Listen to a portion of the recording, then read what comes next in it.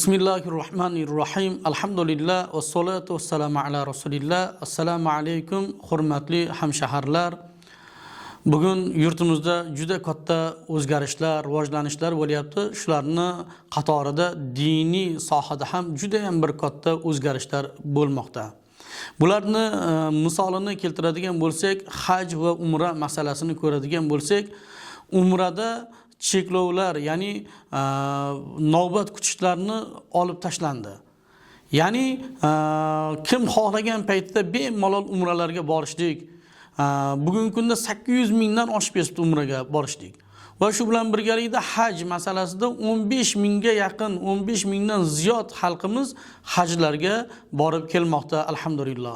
Davlatimiz tomonidan O'zbekiston musulmonlar diniy idorasi, diniy qo'mita tarafidan shunchalik sharoitlar yaratib berib turgan bir holda noqonuniy tur firmalarda umralarga borib kelgan vatandoshlarimizni u joylarga borib qiynalib qolganliklari, boshlariga turli xil safar mashaqqatlari tushganliklarini eshitib qolamiz goho.